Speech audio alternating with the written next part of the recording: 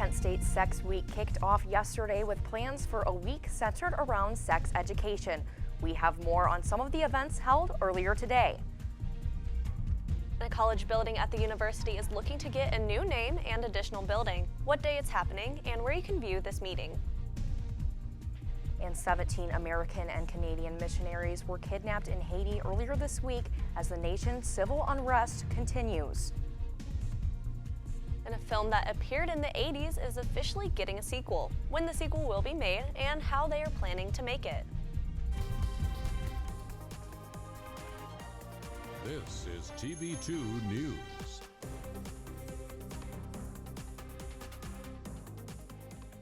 Good Tuesday evening, Portage County, and thank you for joining us. I'm Alexandria Manthey. And I'm Kelsey. Drennen. Now, as Sex Week kicks off, there are plenty of opportunities for the student body to get involved. Our reporter Austin Rupert has more about the events taking place. Hi, Austin. Thanks, guys. And Sex Week is back and better than ever at Kent State, with 12 interactive events focused around sex education. The week started off with Sex in the Dark, which allowed students to ask questions anonymously to professionals. We went to one yesterday, the Sex in the Dark, and that was informative. It promotes, I guess, being safe. It provides a lot of knowledge for people who don't maybe know everything about it. And I guess it helps everybody get included in the conversation. But once I learned more about it and the meaning behind it, it just became a lot more meaningful.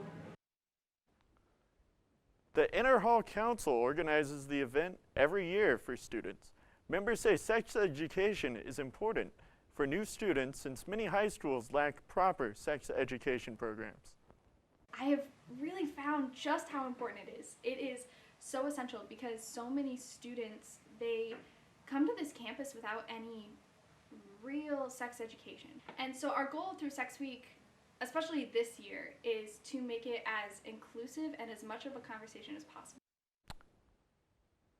For more information, you can visit the Kent Inner Hall Council's website about upcoming events for the rest of the week.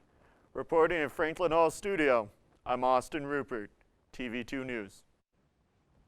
Thanks, Austin. The Kent State Board of Trustees are going to hold a special meeting to discuss the proposed name change to the College of Business Administration. They're also planning to discuss the proposal to construct a new building for the college as well. If you're planning to go to the meeting, there is a limited amount of in-person seating, but they are planning to have a live stream for anyone who can attend. This meeting will be held on October 22nd at 10 a.m. in the Center of Philanthropy and Alumni Engagement.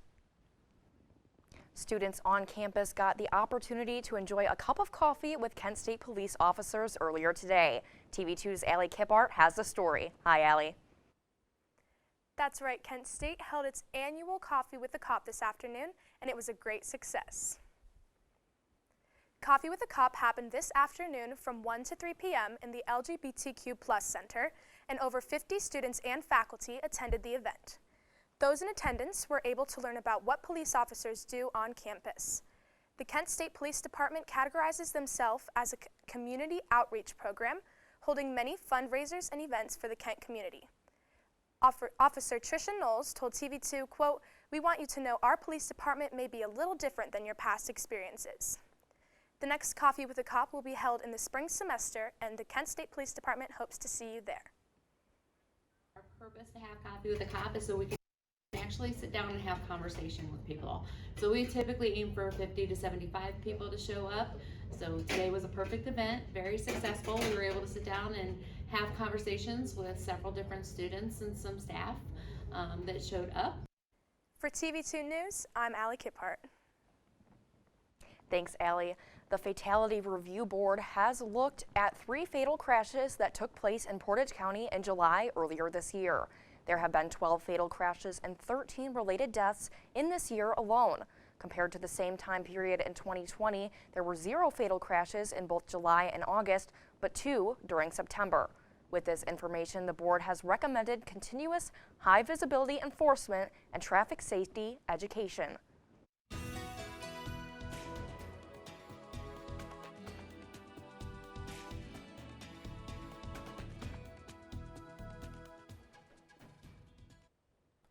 Good Tuesday evening, Portage County. I'm Nathan Welsh with your weather forecast. Now, right now in Kent, it's 70. Though it feels like 70, got that sun out, it's beautiful.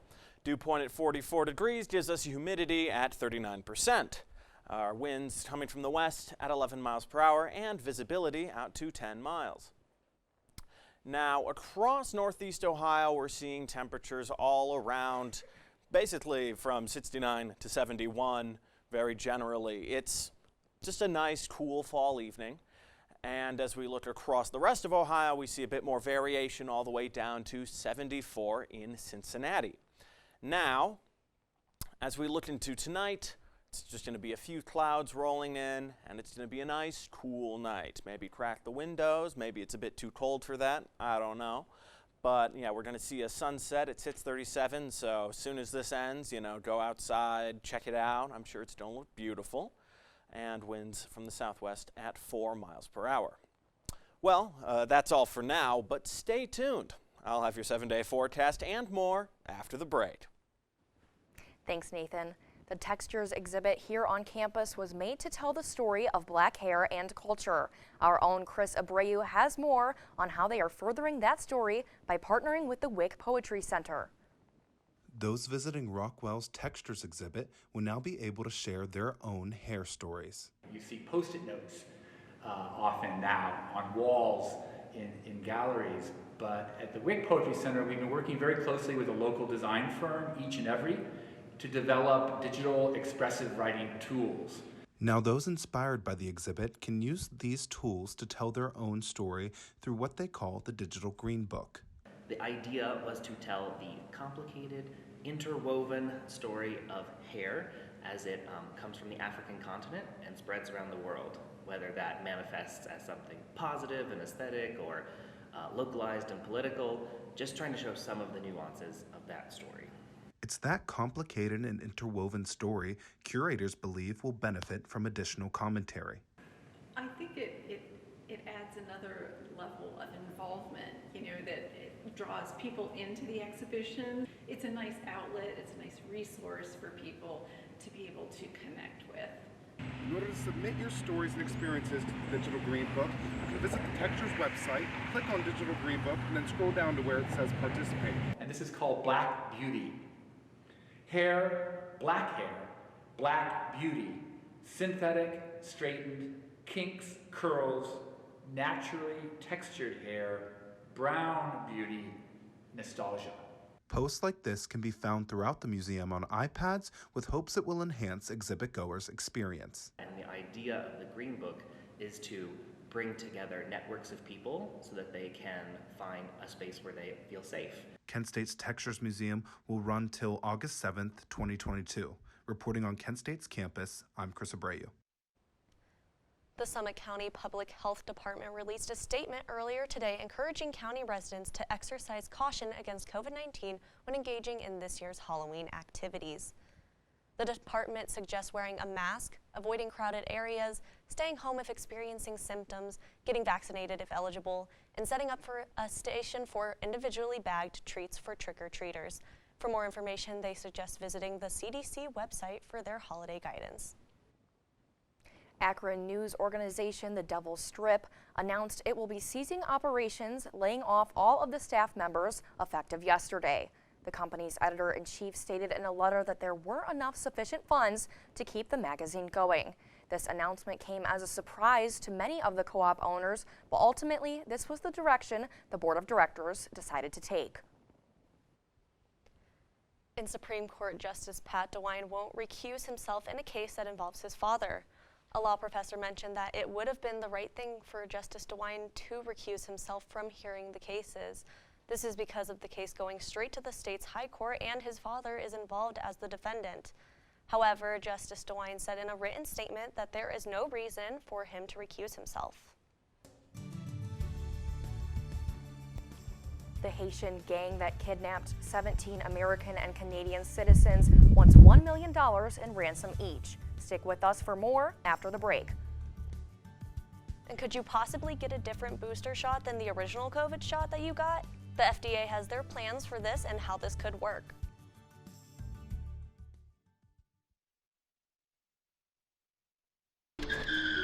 If I could go back and change it all, I would. I think I'm gonna miss you the most. I'm sorry. I'm so sorry. I'm so sorry. Or maybe it's just the little moments. If I could go back and change it all, if I could go back, I would. But I can't.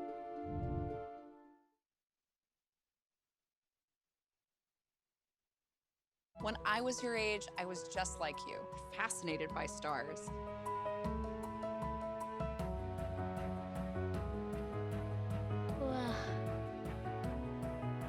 But now I get to search for life in the universe. And who knows, maybe life is looking for us too. So we're like aliens to them? Yeah.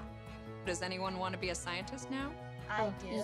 Awesome. We need more girls in STEM. Maybe we can find aliens. I surrender. All right, pal. Get ready for the day, buddy. Hey, Dad. Hey, Dad. Do we have a gun? What's up? Do we have a gun?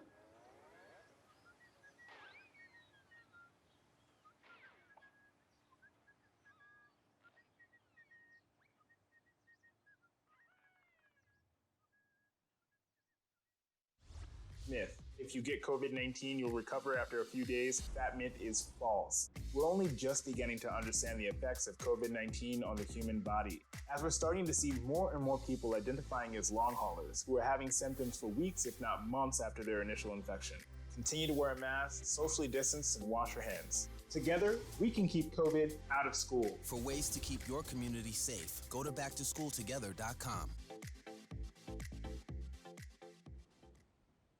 Thanks for sticking with us. Missionaries from Ohio have been kidnapped by a Haitian gang. TV2's Kennedy Webb-Glenn has the story.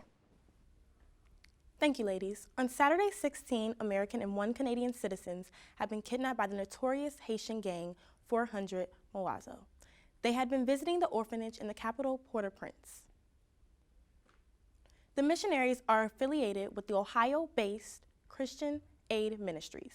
There is a mix of men, women, and children who have been kidnapped, the youngest being an 8-month-old baby. They were said to have been in one Sprinter, with the driver being an American, one of the group. Some were able to contact local director of the organization before being taken. They were able to drop some sort of pin before being later contacted by kidnappers. The missionaries all seem to remain unharmed as of now. They were warned of the consequences but are remaining stiff to their demands. Authorities and providing assistance to the families to resolve the situation. We can't get into too many details, I should say, about the individuals and their identities because of Privacy Act waiver considerations.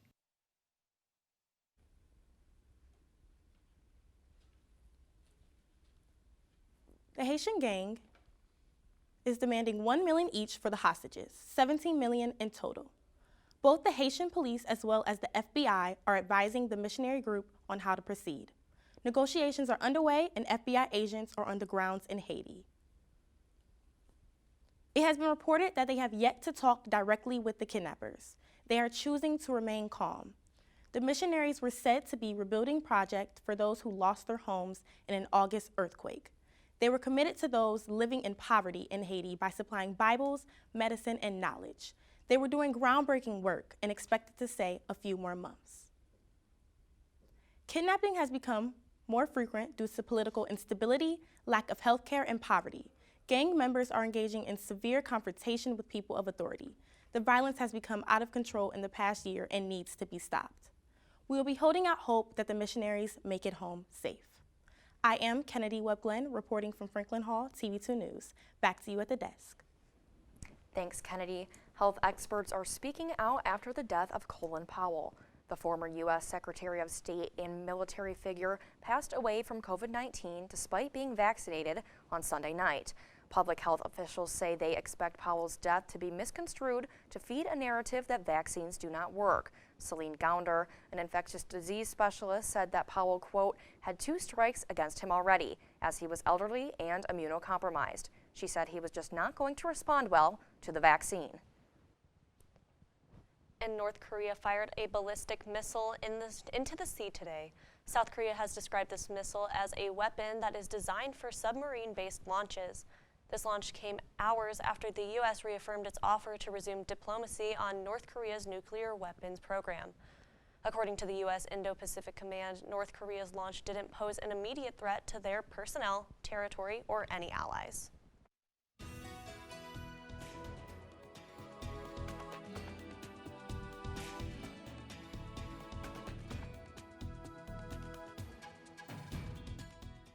Hello again and welcome back to the weather forecast.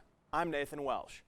Now looking at across our radar, it's pretty clear out, obviously. We really only have a small craft advisory just in case any of you living on campus. We're going to take a boat out in Mentor. Now as we look across into tonight, we're going to see some clouds rolling in, unfortunately. But that'll clear up by 3 a.m. and we're just seeing those fall cold temperatures at night, getting all the way down to 49 by 6 a.m. But of course, that's all going to perk up with the sun. Of course, more clouds rolling in by the evening. Now, looking across at our 7-day forecast, it's a pretty rough week, I'd say, if you don't like rain. We see temperatures anywhere from 73 tomorrow, dropping all the way down to 55 this weekend, which is unfortunate because that seems to be the one day that you're going to have to go out and have some fall fun. You know, there's still, we got 2 weekends left of October. This is the one before Halloween. So if you need to grab any pumpkins, go buy your costume. I would do that on Saturday and then maybe just spend Sunday inside, put on a horror movie, maybe mull some apple cider. I don't really know, but that's what I would do. And then all the way into next week, we're seeing temperatures perk back up around 64. Now, while we have some rain on the horizon, we have some pretty sunny days as well, and some beautiful weather just to be expected as we go. I've been Nathan Welsh with your weather forecast.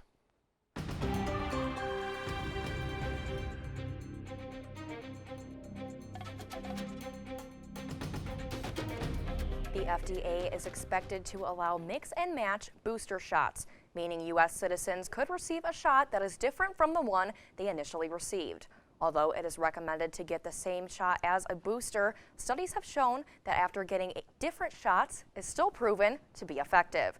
The FDA is expected to authorize boosters for Moderna and Johnson & Johnson by Wednesday night. And Ohio has been ranked 47th on how they are handling COVID. The finance website Wallet Hub created a survey of the safest states during COVID. This ranking was based on a list of metrics that include vaccinations, case numbers, deaths, and hospitalizations.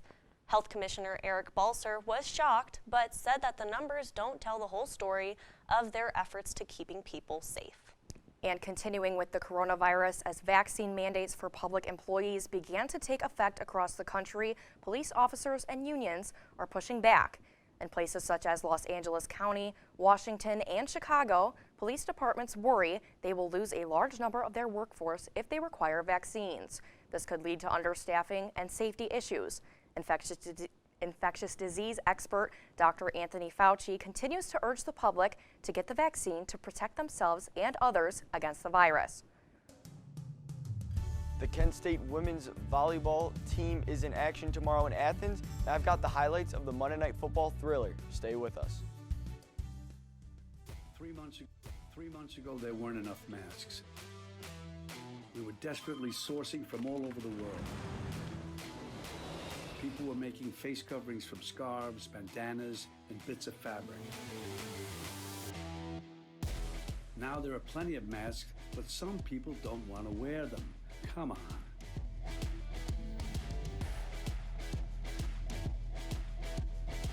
Mask up, America.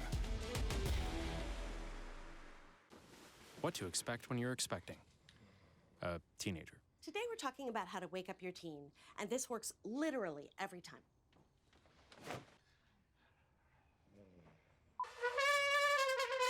Good kisses.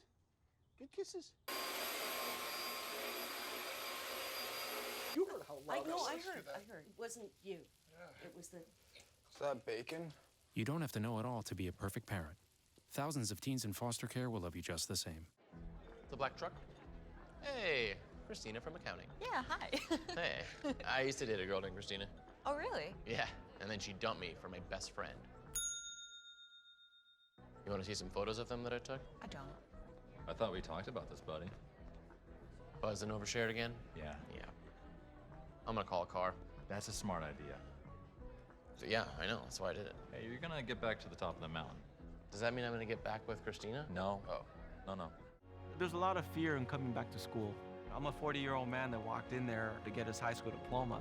It was very hard for me, but one of the teachers was Miss Araceli. She gave me direction. Every single time I had a question, she'll put down whatever she's doing and she'll sit there with you until you get it. 50% of getting your high school diploma is walking through those doors. The other 50% is doing the work. Find free adult education classes near you at finishyourdiploma.org. Hey, Bobo, do trees tell each other stories? I'm sorry. I'm afraid I don't know that. Hey, why don't we go find out? Listen.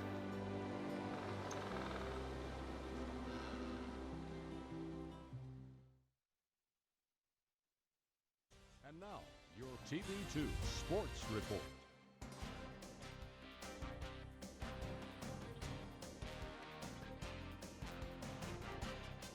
Hi, and welcome to Tuesday Night Sports. My name is Ian Herrmann. We will begin tonight with a preview of the Kent State women's volleyball game. The Kent State women's volleyball team travels down to Athens, Ohio to take on Ohio University tomorrow at 6 p.m. The Flashes and the Bobcats are currently on a 3-game win streak, while Kent State has only dropped 3 sets in the process. The Flashes are currently tied in second place with Ohio in the MAC East Division standings at a record of 4-4 in the conference. The Flashes will look to lean on Danny Tyson, Ainsley Gus, Hannah Johnson, and Alex Hafner to continue their win streak. And the MLB playoffs are well underway, and the games have been nothing short of exciting. In the American League, you have 2 offensive powerhouses in the Boston Red Sox and Houston Astros. Many did not expect to see the Red Sox in the ALCS, let alone up 2-1 in the series. As of right now, I can see the Red Sox pulling out a series win and continuing their postseason run. In the National League, it has been quite the opposite. There's been a lot of low-scoring games, and surprisingly, the Braves are up 2-0 in the series against the 106-win LA Dodgers. If the Dodgers are unable to win at home tonight, they will be down 3-0 in the series, and I think we will see another Braves team in the World Series if that is to happen. And now we'll head to Tennessee, where Buffalo was in town taking on the Titans Monday Night Football. We'll pick it up in the second quarter. Derrick Henry will take the handoff, and he'll do the rest. Down the field he goes. No one will stop him. That is 76 yards to the house he goes. Titans are up 7-6 in this one. And later on, the Bills will respond. Josh Allen, Stephon Diggs, that's a touchdown. Bills take the lead 13-7. And the Titans looking to strike. Ryan Tannehill will fake the handoff, take it himself, muscles way into the end zone for a touchdown.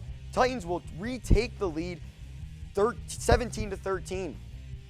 And just under a minute to go in the half, Allen will look, he'll scramble to his right, and he'll fire to a wide open Cole Beasley back of the end zone. That's a touchdown, and the Bills will retake the lead 20-17 at half. And now to the third quarter we go. Ryan Tannehill hand the ball off to Henry, and he'll do it himself again. Gets his way into the end zone for a touchdown. Titans up 24-23. And now fourth quarter, 4th and 1. Bills, they need it to advance, and they can't get it. Josh Allen is stopped on the 1-yard line, and the Bills lose 34-31 to the Titans on Monday Night Football, and the Titans improved to 4-2 on the season. And that is all I have for sports. This is Ian Herrmann. I hope you all have a great rest of your night. A famous director and comedian is planning to create a part 2 to one of their famous 1980s films, but fans can expect to see the sequel in a different way. I don't want to talk about it.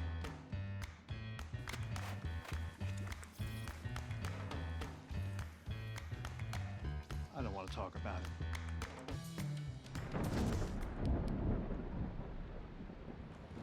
Families don't have to talk about everything, but they should talk about how to plan for an emergency. Get tips and resources to make your family's emergency plan. There was an old woman who lived in a shoe. She had so many children, she didn't know what to do.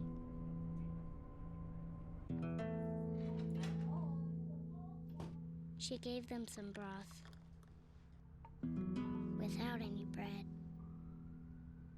and kissed them all soundly and put them to bed. Hunger is a story we can end.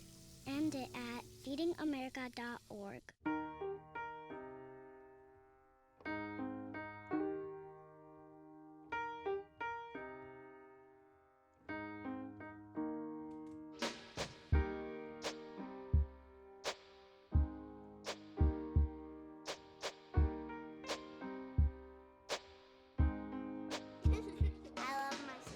My heart doesn't see race. Love is love.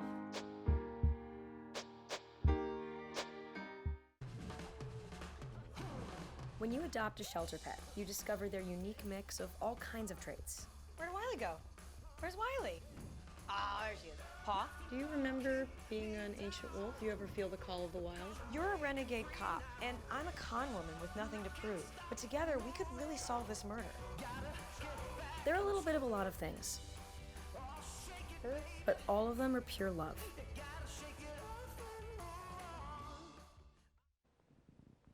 Kanye West has changed his name to Ye, with no middle or last name.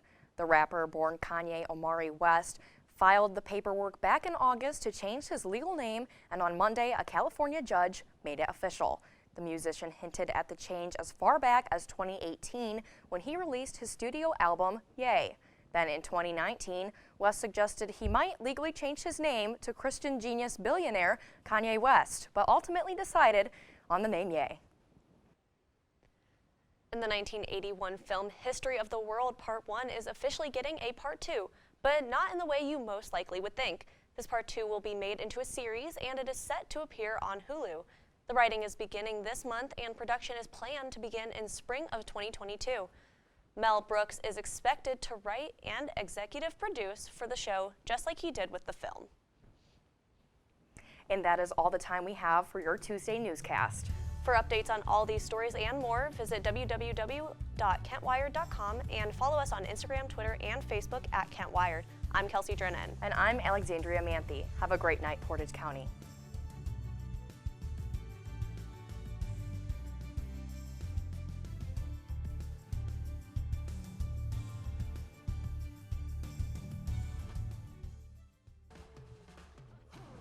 When you adopt a shelter pet, you discover their unique mix of all kinds of traits. Where'd Wiley go?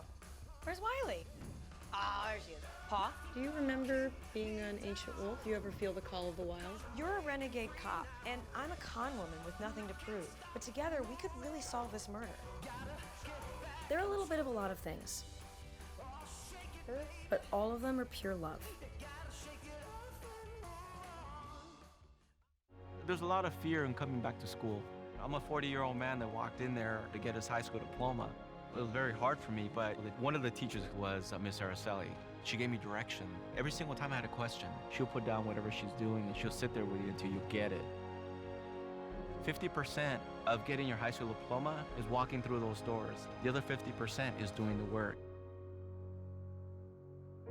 Find free adult education classes near you at finishyourdiploma.org. What to expect when you're expecting a teenager. Today we're talking about how to wake up your teen, and this works literally every time.